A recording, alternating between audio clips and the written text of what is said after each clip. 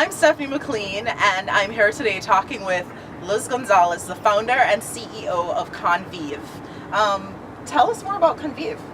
So Convive is a personal finance chatbot that it's basically like talking to Siri or Alexa that is for the underbanked, the unbanked, credit invisible, basically anyone that's struggling with their finances. With a focus on serving emerging countries, but we're getting started here in the United States. So it's basically the chatbot and a money management platform to help you better understand where your finances are and if you can afford things or not. Fantastic. Simplistic way of putting it. Awesome. That sounds great. So what has been your experience as a woman in tech? Because it's such a topical issue and everybody talks about diversity and women in tech. What is it like being a woman in the Silicon Valley Bay Area starting a startup? Okay, so I think what colors my answer for this is, so there's a few things. So I remember when I went to Mexico City and I did an externship there, and it was a legal externship. And I remember I was really excited to go back to Mexico and to be around their warm, our warm people and the food and everything. And I was working at a law firm, and I just remember being in Mexico and thinking, oh my God, I didn't realize how classist, sexist, racist Mexico can be. And at that point, I really thought, so I live in Berkeley and I love Berkeley and our company's here in Berkeley. I just thought, no wonder I love Berkeley so much, because it's such a bubble. It's a place where I can be a woman of color, but I don't feel like a woman, or I don't feel like you're just Mexican, which I do feel in other parts of the United States.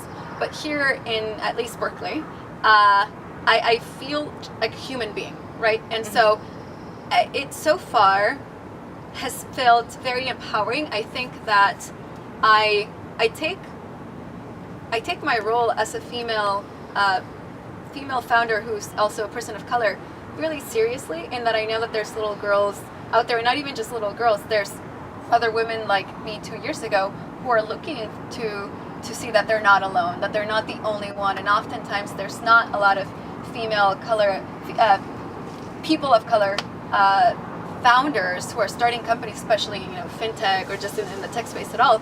And so those are some of the thoughts that I have around it. That's how I feel about it.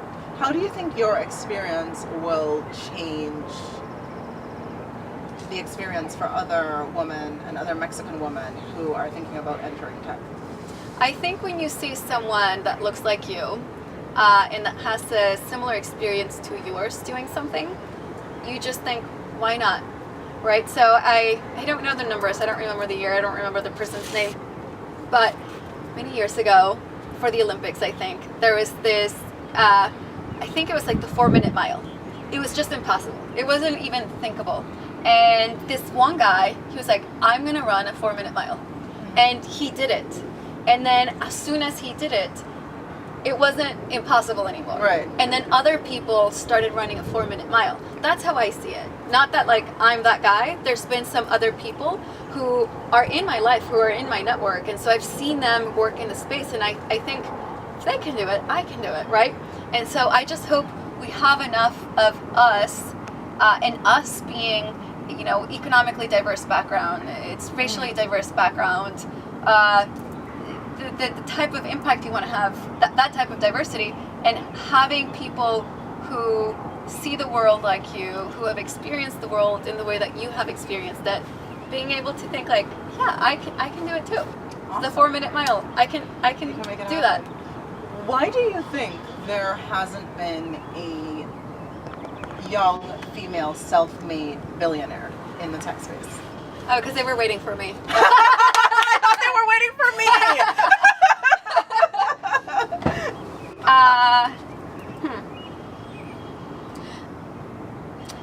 So Hillary Clinton just ran for president, and I am aware.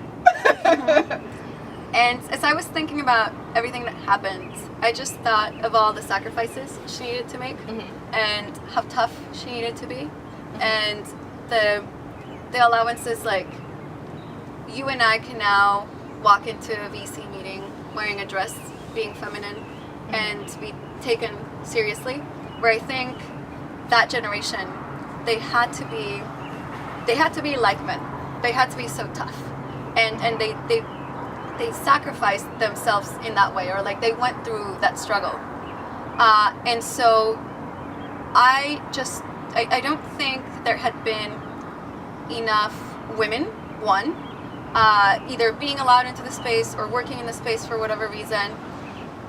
Women's role in the economy has been changing for the last, for a long time, but like accelerated change in the last 50 years, 70 years. Where we are now is a world of difference of the expectations my mom had. And so we now have a place where women like you and me can have a goal of being self-made billionaires and actually have those goals, right? I just don't know that women before us had the opportunities in the space and the conversations were being had that are now making it more possible for us to go after these things. In the streams and technology. I think technology is also changing everything. But I mean, it's interesting because if you look at it, like there are men here who are close to our age, right? So you have like the Billionaires Boys Club, who they're like probably 45 and under. So I mean, you have like Uber's founder, you have Facebook's founder, you have like the WhatsApp founders. So it's kind of like you're going through all these big companies. Twitter, you're kind of going through all these companies, and it's young men. So is it that, do you then feel like there were no young women who had ideas that were good enough? Or is it kind of because people make the pipeline argument, or is it that the access to capital wasn't necessarily there? So is it kind of like it's harder for women to raise funds? I think, or is it that, because what is the disconnect? Because there are young guys who are, young within our generation who they've done it, they've come here, they've had ideas, and they've scaled it into huge global companies. So where is the girl in the Billionaires Club? It's like, she's coming. She's coming. Where is the girl? Like, where is she missing? Like, where is she? Kind of, what is it that? Because I go to lots of events here. You meet lots of women who are in the space, who are doing amazing things, and then it just seems like somewhere in the process to break through, to get from that, because you have a few women who have $1 million companies, multi-million-dollar companies, but to get to that unicorn Billionaires Club type of thing, why are we not kind of piercing that? I don't even know if that's a glass ceiling. That might be the platinum ceiling. But why are we not getting there? Like, what's the hold up, ladies? Why are we not kind of crossing over and getting to that point? I mean, I think a lot of it was the also societal expectations of women, right? Like when part of the reason I wasn't working in tech before, it just wasn't even on my radar. Right. On my radar was like politics. And not that's, I'm saying that's because I'm a woman and that's why it wasn't on my radar. But I think on my male peers' radars, I didn't even think that engineering could lead me to become a self-made billionaire, right? All of these things. But for men, for whatever reason, because of societal norms, I think it's been more accepted that you like math, that you like science, that you're going to follow these careers, and we're changing that now. So I think that's one thing. So I've actually done my research, right? Like I've studied every single female who is a self-made billionaire. I follow them. There's not as many as, and maybe not none, but very, very few who are self-made billionaires in tech, especially. I don't think there is one. I don't think there is a young female self-made billionaire in tech. Not that I don't think so. Not to my knowledge at all. And if she was, you'd pretty much, I think she would be pretty much well known. But I don't think there is a woman who has started a company. I could be wrong, but I don't think there's a woman who has come here to Silicon Valley or anywhere globally. I was thinking China. Like there might be. That's why I was struggling. There's like a tech female self-made billionaire, as far as we know, no, because it's like there's this perpetual struggle for the quest for like who's the woman who's actually gonna make it kind of thing. But no, I don't think so. Correct me if I'm wrong, but as far as I know, no, I don't think there's ever been. a woman who, you have Oprah, and you have the woman who did Spanx and stuff. So I mean, there are women who become billionaires in other industries, other ways, but not in tech. And I mean, you have people who've inherited wealth and they've become But that's not what we're talking about. But yeah, we're talking about tech. So it's like the woman self-made billionaire, self-made tech female billionaire. I don't think there is one. Well, let's make it happen. Woo! So we need to make it happen, right? So why do you think there's, you know, the boys have the boys club and they're very supportive of each other. Why do you think there's not a girls club? I'm not sure. I know that women are coming together to try to create more girls clubs. So I know that I'm part of an organization called Upward. Have you heard of it? No, I have not. So Upward is they're trying to build like a girls club where they're bringing together female executives from, it started in the Bay Area and then it's expanded to, I think, the rest of the world. There's definitely other branches around the United States, and I think they opened one in like Germany or in London, somewhere like that. And the way that Lisa Lambert, the way she talks about it is, we're building the girls club. The guys, they've had their their boys club. Tons of them. Yeah. It's time for us to have a girl. So we're seeing small. It's not enough. We're seeing glimmers of hope, and it's up to us to keep raising the bar and to keep saying like, this is going to happen. Because we seem to struggle with lifting as we climb, right? So it's like men kind of have men that they will support. So they'll support guys who went to the same university as them. They'll support men who were in the same fraternities, or they'll support men who have some sort of commonality with them. But in terms of women, where we kind of have that thing where it's like, all right, I'm going to help you or commit to helping you. I don't know. It's like we kind of have, it's in the startup space. It seems to be an issue where it's like that whole, as you're climbing up the ladder, because you can be amazing by yourself, right? But you need other people to support you. So like even today, like I couldn't talk to myself. So you kind of need to have somebody to talk to. You need to have somebody to film it. You need to have somebody. So I mean, you can have ideas and you can be phenomenal on your own. But in terms of being exceptional, usually it's a team effort. So I think for women, we've kind of had this thing where that support of being committed to getting other women and not just ourselves to the next level, we may be missing out on a culture of kind of having that type of, do you get what I'm saying? I get what you're saying, and I'm going to push back a little bit, because feel free to push back. When I think of my experience, that I've been pulled by many amazing women. I have a mentor who, she's been in my life for over 10 years, and through the highs and lows, I've been going to her, and like through my guess what, I'm gonna leave law school. I went to her and I definitely gotta are you sure? Right. Are you not even gonna practice for a little bit? And I was like, no, I'm done. And when I've had questions, I have my female friends who are working in venture capital, and I'm like, hey, do you have 30 minutes for me? I just want to show you my deck. And men have also done that, but I think for as I'm thinking about it, I felt more comfortable doing it with women, and then I think of my own, what I'm doing to reach out to women, where I'm mentoring young women in STEM who are Latinas, and trying to find opportunities where I can give back, and I'm saying girls, boys, whatever, take advantage. I want to be your mentor. You need to show some initiative, but I'm here for you. And so I hear what you're saying, and I don't know if women have, for whatever reason, just asked less for. I know. I don't know.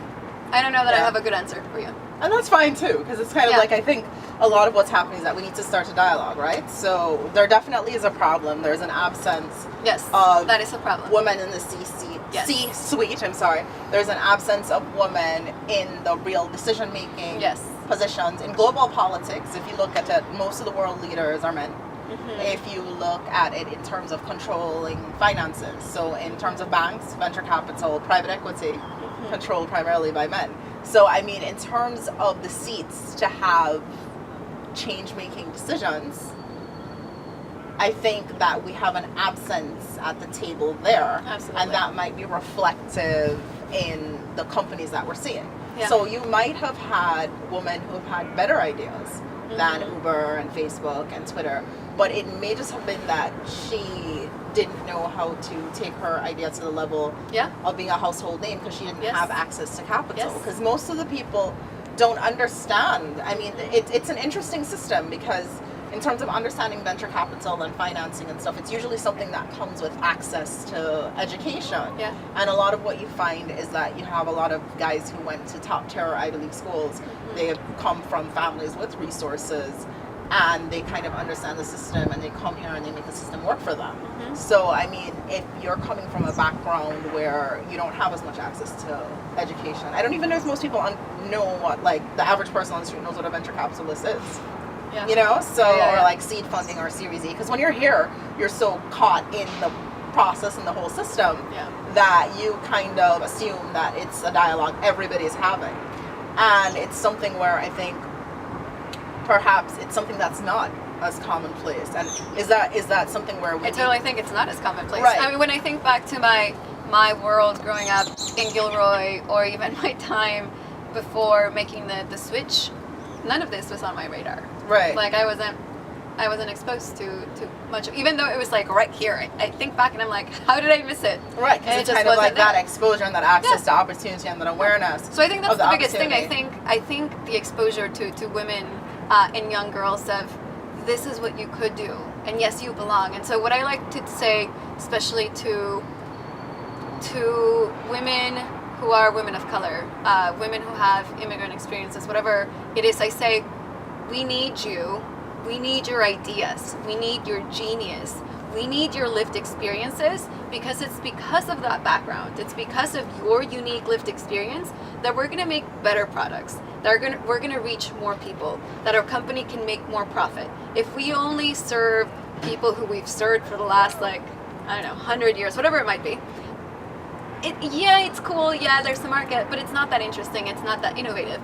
But like you, as a small, young girl who came here from like Nicaragua, who grew up in poverty, who witnessed like her uncle being killed by like gangs, who like all of these things, there is something amazing of that your background brings with you, and you absolutely belong. Like you belong at the company, you belong in the boardroom, you belong being a venture capitalist, because if you're a venture capitalist, you'll hear an idea that you're like, oh, I understand why this is a problem, and then that will open up, that'll make the pie larger. Right. And we need more diversity. Right, but I think the hurdles and the barriers to entry are huge, right? So it's kind of like if you're coming here as an impoverished immigrant, most of the people who, if you go on the VC websites, if you go on the private equity websites, if you go on a lot of the banking websites, most of the people who just to get into that world are coming from a very pedigreed background. So it's like just to get a job at like, I don't want to call like any of the funds names, but it's kind of like if you're going to come to the pattern. Right, it's like you don't fit the pattern. So even to get an interview to get a job on Sand Hill Road, you're coming from Harvard or Yale or Columbia or one of those, or right, and then it's like even to get into those schools, it's a system where it's usually immigrants who are from wealthy families or American people who are from wealthy families, because if you're coming here as an immigrant, there's not much outside funding to help you to pay for this education that I went to Columbia. And going to Columbia is like $150,000 for the year, because by the time you pay tuition, by the time you pay to live in Manhattan, by the time you pay for all the experiences that kind of create the value of going there, you're looking at like at least $100,000. So it's like even just to get in where you can potentially get a seat at the table, it's like so many people are left. I mean, there are so many stories. So is it essentially like a pipeline problem then? Because it's like so many people who are essentially just left out of to get to the point where they could even be looked at realistically for a seat at the table. Because there's, like there's definitely a pipeline problem. Yes. Right. So I mean, I think it's like the system is kind of okay. So I'm gonna jump in, because yes, we have a problem. There's a pipeline problem. There is a funding problem. All of these. The only thing that I like to caution myself with, and like to caution for the girls and the women that are coming up through the ranks, it's okay. Yes, those are the statistics. Those are the obstacles. But you and I, we've already said like fuck you to those. Sorry. It's okay. It's fine. It's the internet. So we've already said f you Right. to those statistics. Like, I don't. Okay, those are interesting statistics. I see them, but all right. Right. Like they're not gonna stop me. And They're I not think gonna that hold is me just back. fantastic, because I think there's just a phenomenal group of women here who are kind of like, you know what, we deserve a seat at the table. And I think that our generation, it's interesting to see, because I think we're kind of at the cusp. So I think of the women that I'm here and that I'm meeting, I think at least one of us will make it where it's like you'll enter that billionaire, if not more. Yes. Kind of thing. And I think We're gonna a couple do it of us together. who fall, right? Yeah. Those who fall short might end up in the multi-millions or so, which isn't the worst place to be. But I think what will make it easier is like when we have daughters, or like when we're giving back, if we kind of do that pull back and lift as we climb, then... Which I'm sure you're already doing. Like, I'm already doing it. Which is part of the reason why I'm doing this, it. where it's like I'm kind of trying to bring dialogue, bring awareness, and disseminate information so people can see, hey, there are women who are doing amazing things. They might not be household names yet, but there are women who are definitely change makers here, who are starting to plant the foundation, or starting to build the foundation and plant the seeds for there to be the change that we need to see here. And the other thing that I'm really excited to see is female leadership, because female leadership does look different from male leadership. I'm not saying, I don't like to like man hate or like, so they are different though. So women, we have different strengths that I don't think have been appreciated as much as they need to be in the corporate, setting, in the boardroom. But women, like, we are fantastic. Like, we know how to empathize. Right. We are good listeners. We are collaborative. We have so many strengths. And what the statistics have shown is if you have a female in your leadership, your company is just going to do better. Right. Like, so we, I think, have this opportunity to show women and men coming together, and we're like, because that's diversity, right? Like, but yes, paying attention and saying female leadership matters, and the strengths that women as leaders bring to the table are awesome, and they make money. They're profitable, and they just make us better organizations in general. And that's something that we can all get behind. Definitely. What do you think Silicon Valley will look like 5 years from now? I don't think it'll look that different. Not 5 years from now. That's a realistic answer. I appreciate it. And I'm not even that interested in Silicon Valley. You're in tech, so I'm interested in China. Okay. I'm interested in Nigeria. I lived in China, and I've been to Nigeria. We should definitely connect. I'm interested more about in that. Mexico. I'm interested in the technologies and the evolution of technology and innovation that's going to take place outside of Silicon Valley. Like, that's where we're going to see some really interesting things. That's where I bet, like, we're going to have... So for Convive, there are 3.5 billion people who have not been included into the traditional finance, like personal, or not even personal, just financial services and products. 3.5 billion people. Right. There are 7 billion people on Earth right now. This is a huge number. Right. So it's like mass market finance. Yeah, innovation, exciting, venture everything's going to be coming, I think, from outside of the United States, outside of Silicon Valley. I think Silicon Valley needs to stay sharp.